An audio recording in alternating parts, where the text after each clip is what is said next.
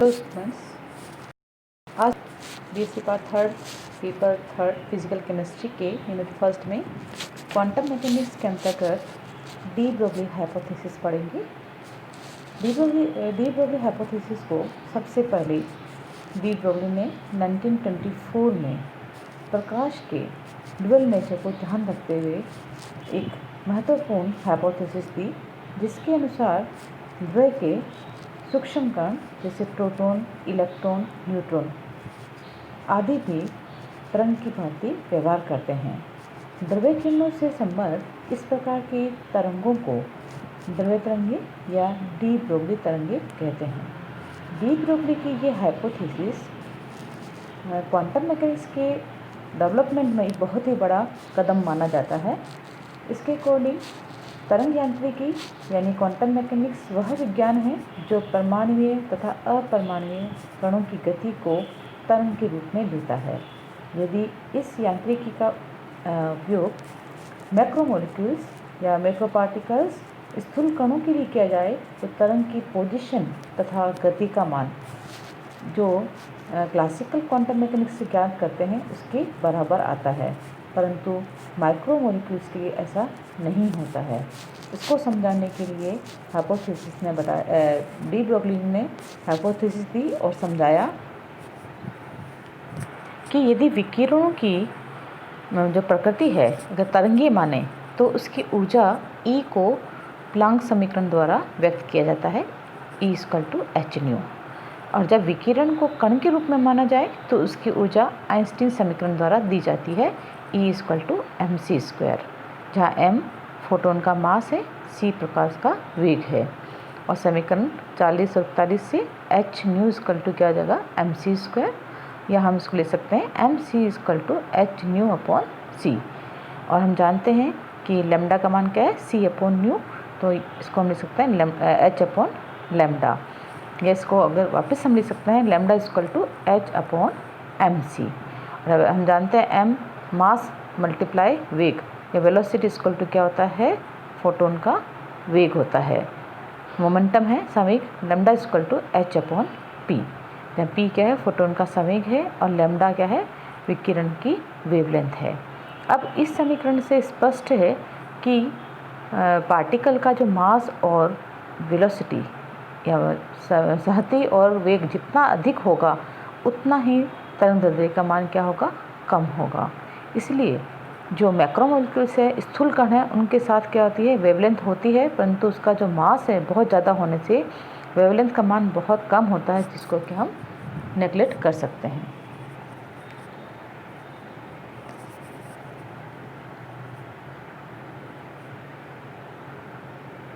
अब हम यहाँ ये देखना है कि जो द्रव्य तरंगे हैं वो विद्युत चुंबकीय तरंगों से बिल्कुल अलग होती है। इसके अलग होने के जो मुख्य बिंदु है, किस तरह से ये अलग है कि पहला तो द्रव्य तरंगे का वेग जो है तरंगदैर्घ्य विद्युत चुंबकीय तरंगों की तुलना में बहुत कम होता है, और द्रव्य तरंगों का जो है वो शून्य स्थान में उसको हम रेडिएट नहीं कर सकते हैं, और द्रव्य तरंगे किसी कण से उत्सर्जित नहीं होती है बल्कि उस कण के साथ क्या होती है, जुड़ी हुई होती है। तो यदि हम डी ब्रोगली समीकरण का अगर जो एक्सपेरिमेंटल वेरिफिकेशन करें तो ये मानते हैं कि एक इलेक्ट्रॉन जिसका आवेश क्या है, E है, और विभव जो है V है, उसके द्वारा वह त्वरित होता है।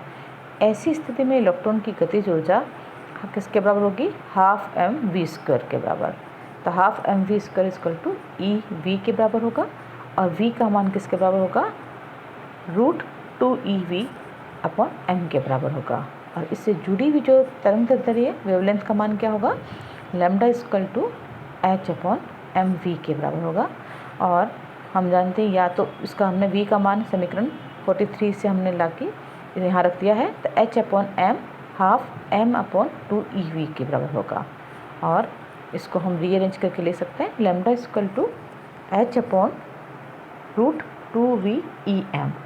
अब इनमें हम सभी कॉन्स्टेंट्स की वैल्यू रख देंगे। λ=h की जगह प्लांक कांस्टेंट 6.626 × 10⁻34, 2 मल्टीप्लाई v का मान 1.602 × 10⁻19, और इलेक्ट्रॉन का E का मान 9.109 × 10⁻31, ऑन क्या है इसका mass v equal to half हो जाएगा। ठीक है, तो इसको हम कैलकुलेट करेंगे, then we get value the lambda equal to 12.26 into 10⁻10 upon root v के बराबर होगा।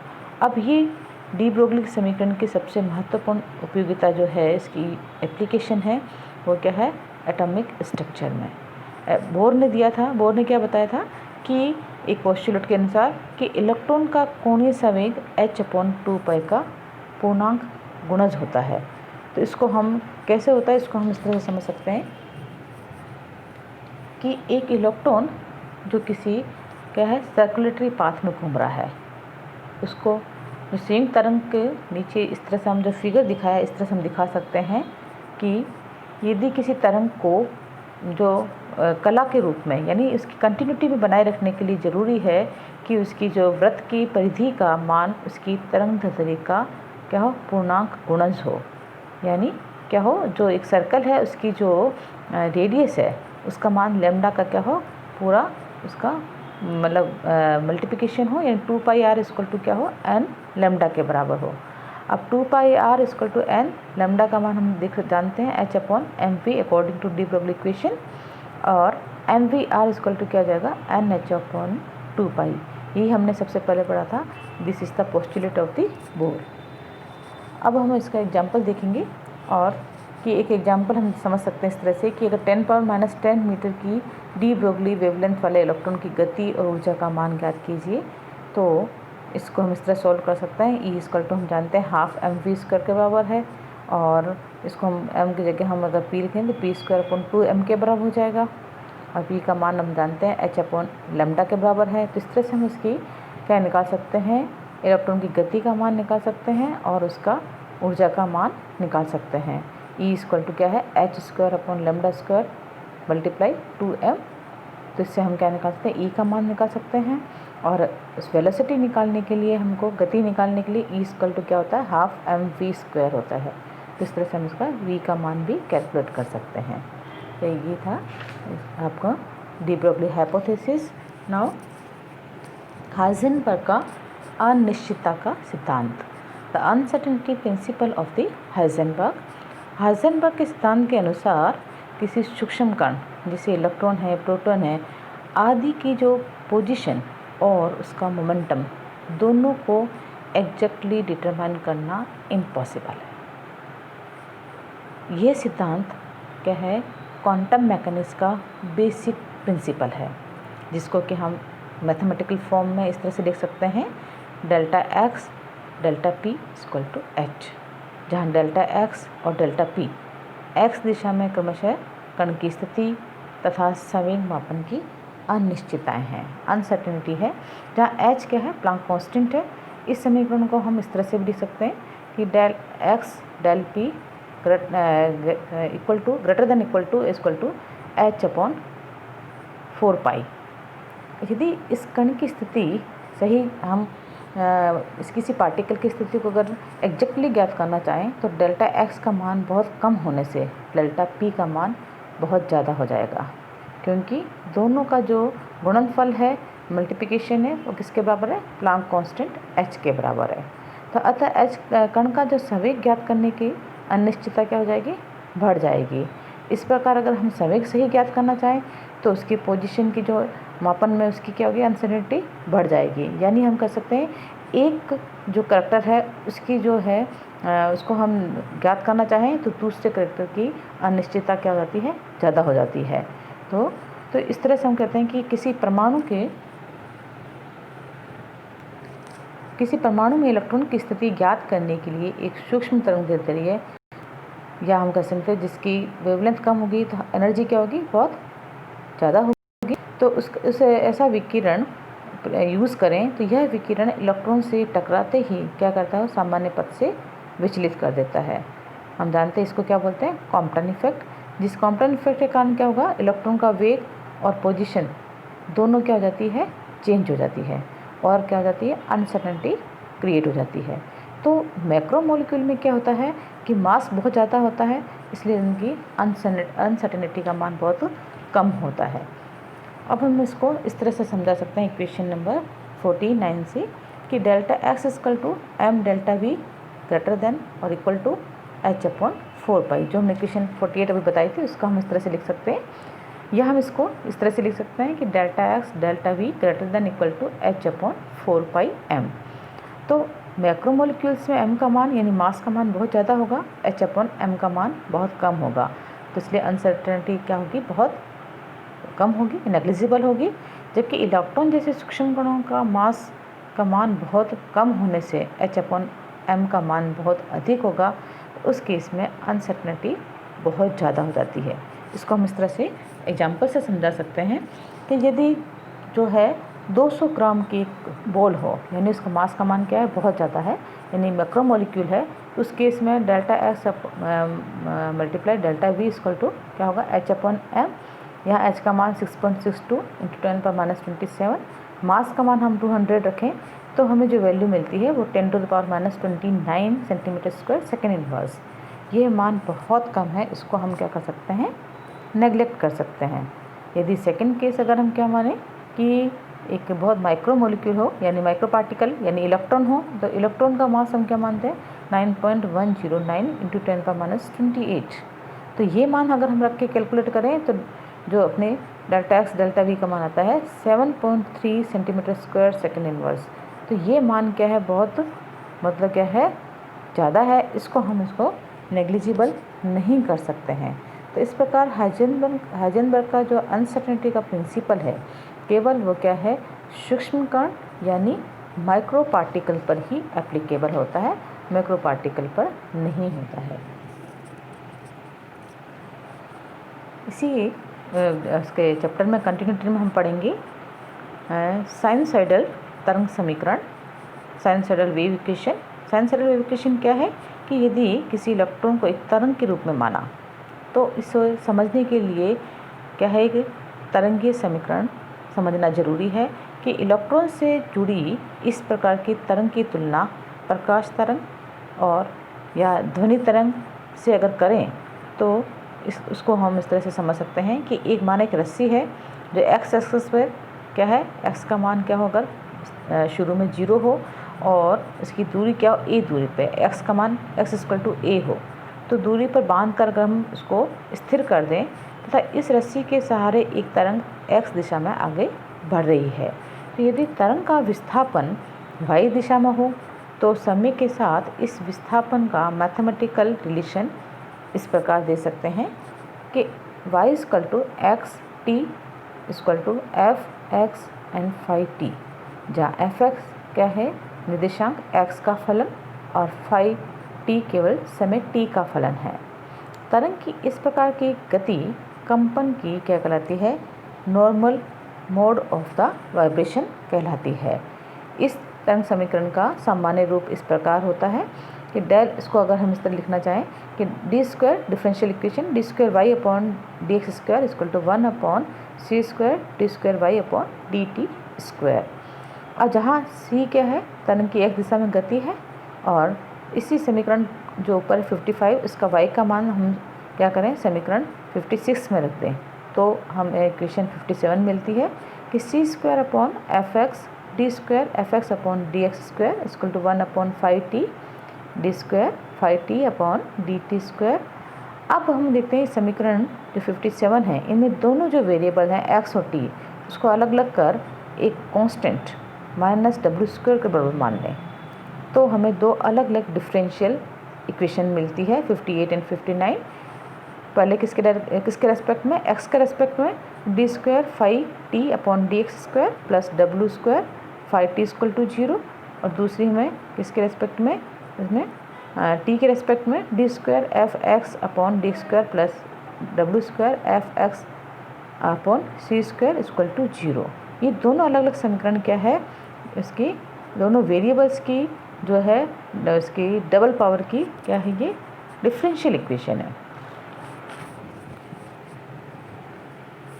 अब समीकरण जो ये हमने 58 देखी है उसका हमने देखा इस तरह, उसका जो कॉमन सॉल्यूशन है वो इस प्रकार मिलता है, phi-t = a sin wt + b cos wt, जहाँ a और b दोनों क्या है, एक कांस्टेंट्स है, और अगर हम बाउंड्री कंडीशन लगाएं तो उसको हम क्या कर सकते हैं, दोनों को ज्ञात कर सकते हैं। और W क्या है, इसकी तरंग की क्या है, इसकी चक्रीय आवर्ती है, जो कि सामान्य आवर्ती से इस तरह से रिलेटेड होती है। W = 2 पाई न्यू के बराबर होता है। ये मान हम उसका समीकरण का अगेन हम 59 में रख देंगे। Then we get d² fx upon dx² plus 4 pi square v² न्यू² अपॉन c² fx = 0। या हम इसको इस तरह से लिख सकते हैं कि d² fx यानी function upon dx² plus 4 pi square, क्योंकि हम जानते हैं कि लैम्डा का मान क्या है, c अपॉन न्यू, तो न्यू² अपॉन c² की जगह हम क्या लिख देंगे, λ² fx = 0। अब हम समीकरण 62 का जो सॉल्यूशन है वो जनरल सॉल्यूशन हम इस तरह 63 के रूप में दे सकते हैं कि fx = c sin 2 pi upon λx plus d cos 2 पाई λx, जहाँ c और d अगेन तो क्या है, कांस्टेंट है। इसमें अगर अगेन हम बाउंड्री कंडीशन लगाएं यानी x = 0 तो fx क्या होगा, 0। और पुनः क्या करेगा, हम x अगर हम 1 माने तो अगर fx का मान 0 हो तो इस तरह से हम इसको लिख सकते हैं, जहाँ a क्या है, रस्सी की लंबाई है। और अब हम देखते हैं कि जो पहली बाउंड्री कंडीशन है उसमें d = क्या माने, 0 माने। तो सेकेंडरी बाउंड्री कंडीशन में क्या होगा, c sin 2 पाई λa क्या होगा, 0। यह हम लिख सकते हैं कि sin 2 पाई λa = 0। चूँकि c का मान क्या है, not equal to 0, so sin 2 pi a upon = 0, या इसके कारण क्या हो जाएगा, फलस्वरूप 2 पाई a अपॉन λ = क्या मानेंगे हम, n λ के बराबर। तो यहाँ लैम्डा कैंसिल आउट हो जाएगा, तो क्या बचेगा, 2a अपॉन λ = n, जहाँ n का मान कुछ भी हो सकता है, 0, 1, 2, 3, it is integer value, n is the integer value. a = हम इसको वापस लिखते हैं कि यहाँ हम ले सकते हैं a = n λ अपॉन 2। तो और हम देखते हैं कि जो जनरल अपने जो है मोड ऑफ वाइब्रेशन है उसको साइन तरंग के रूप में इस प्रकार मिलती है, fx = c sin n pi upon a x, जहाँ तरंग दैर्ध्य लैम्डा क्या होगी, इस प्रकार की होगी कि रस्सी की लंबाई अगर क्या हो, तरंग की पूर्ण संख्या के क्या हो, पूर्ण गुणांक के रूप में हो, पूर्ण इंटीजर वैल्यू हो।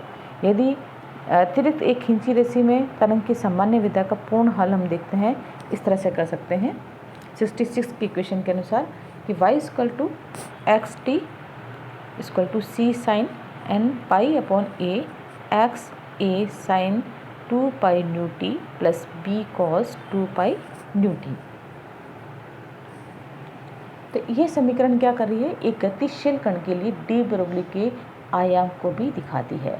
यदि हम एक ही समय पर इंडिपेंडेंट और अप्रगामी तरंग पर ध्यान दें तो इस प्रकार की लैम्डा तरंग दैर्ध्य वाली साइन तरंग इस प्रकार दे सकते हैं, फाई = इक्वेशन 67 के अकॉर्डिंग कि फाई = c sin 2 पाई λx, जहाँ फाई क्या है, तरंग फलन है, और जो क्या है x दिशा में परिवर्तित साइनसॉइडल तरंग के आयाम को प्रदर्शित करती है, और c इस तरंग का अधिकतम आयाम है। अब हम इस समीकरण 67 का क्या करेंगे, x के रेस्पेक्ट में 2 बार डिफ्रेंशिएशन करेंगे, d² phi upon dx² minus 4 pi square λ² c sin 2 pi upon λx। यह हम इसको अगर रीअरेंज करके लिख सकते हैं, d² phi upon dx² = minus 4 pi square λ² phi. अब जहाँ क्या है, ये m क्या है, अगर मास हो और v क्या हो, इसकी मतलब किसी पार्टिकल का क्या हो, वेग हो, तो हम देखते हैं कि उसकी गतिज ऊर्जा को हम इस तरह से t से देख सकते हैं। t क्या है, गतिज ऊर्जा, जानते हैं हम गतिज ऊर्जा का मान ½ mv² के बराबर होता है, या हम इसको लिख सकते हैं m² v² अपॉन 2m के बराबर। अब हम जानते हैं कि डी ब्रोगली समीकरण क्या है, लैम्डा = क्या है, h अपॉन mv। इसको हम अप्लाई करेंगे तो क्या मिलेगा, t = क्या लिख सकते हैं, इसकी जगह हम h अपॉन mv की जगह लैम्डा, तो t = क्या हो जाएगा, h² अपॉन 2m λ²। अब समीकरण जो है 68 में हमने जो निकाला था 1 अपॉन λ² का मान, वहाँ समीकरण हम क्या करेंगे, इसमें समीकरण 70 में रख देंगे। Then we get T equal to, यानी क्या मिलेगा, गतिज ऊर्जा किसके बराबर होगी, minus H square upon 8 pi square M 1/5 D square phi upon D X square. अब ये तो क्या है, गतिज ऊर्जा। अगर हमें टोटल एनर्जी निकालना, ई का मान निकालना हो, तो कण की जो हम देखते हैं कि टोटल एनर्जी किसके बराबर होती है, गतिज ऊर्जा प्लस स्थितिज ऊर्जा, पोटेंशियल प्लस काइनेटिक एनर्जी के बराबर होती है। तो E equal to T plus V के बराबर, और हमें पास क्या है, गतिज ऊर्जा का मान पता है, तो T इक्वल टू क्या हो जाएगा, E माइनस वी। तो समीकरण 71 और 72 से कर सकते हैं, कैलकुलेट कर सकते हैं कि E minus V equal to क्या हो जाएगा, T का मान क्या है, minus H square upon 8 pi square M 1/5 D square phi upon D X square. या हम इस इक्वेशन को अगेन रीअरेंज करके लिख सकते हैं according to 72, D square phi upon D X square plus 8 pi square M upon H square E minus V phi equal to 0। ये समीकरण क्या है, वन डायमेंशनल, ये जो है श्रोडिंगर इक्वेशन कहलाती है। और इसे 3 डायमेंशन में, हम ये 1 डायमेंशन के लिए दी गई है, अगर 3 डायमेंशन में दें तो हम इस तरह से लिख सकते हैं इस इक्वेशन को, D square phi upon D X square, D square phi upon D Y square, D square phi upon D Z square. ठीक है, तीनों डायमेंशन में दे रखी है, plus 8 pi square M upon H square E minus V phi equal to 0। It is known as a Schrodinger equation. या हम इसको इस तरह से भी लिख सकते हैं कि इससे अपने डेल स्क्वायर लिखते हैं, del square phi plus 8 pi square M upon H square E minus V phi equal to 0। तो डेल स्क्वायर क्या है, ये है लैप्लासियन ऑपरेटर है। और इसको समीकरण जो 74 है, इसको हम इस तरह से भी लिख सकते हैं कि del square phi equal to 8 pi square M upon H square E minus V phi के बराबर लिख सकते हैं। अगर हम दोनों तरफ अगर क्या करें, मल्टीप्लाई कर दें, minus H square upon 8 pi square M से अगर हम इसको मल्टीप्लाई कर दें, then we get minus H square upon 8 pi square M and del square phi equal to E minus V phi. और इसको हम अगेन रीअरेंज करके लिखना चाहें तो minus H square upon 8 pi square M and del square phi plus V phi equal to E phi. या again हम इसको दोबारा इस तरह से भी लिख सकते हैं कि minus H square upon 8 pi square M phi square plus, इसमें क्या कॉमन ले लिया हमने, वी, और फाई हमने बाहर, फाई कॉमन लेके बाहर ले लिया है, इक्वल टू ई फाई। अब हम देखते हैं जो ये वैल्यू है इसकी लेफ्ट हैंड साइड की, क्या, minus H square upon 8 pi square M del square plus V, it is known as the Hamiltonian operator. तो हैमिल्टोनियन संकारक है, इसका मान किसके बराबर है, एच के बराबर है। तो इस इक्वेशन को हम लिख सकते हैं H phi equal to E phi. तो अतः हम मानते हैं कि जो एम मास वाला कण है उसकी जो टोटल एनर्जी है वो क्या कहलाती है, हैमिल्टोनियन यानी एच कहलाती है। तो ये आपको चैप्टर, ये इसका जो है साइनसोइडल वेव इक्वेशन आपकी इसमें कंप्लीट होती है। बाकी दूसरा आगे हम जो श्रोडिंगर इक्वेशंस और इसका हाइपोथेसिस है वो अगर हम नेक्स्ट चैप्टर में पढ़ेंगे। इसको आपको जो सब्सक्राइब है वो उसके टीसी की यूट्यूब पे आपको इसको सब्सक्राइब कर सकते हैं। Okay, thank you.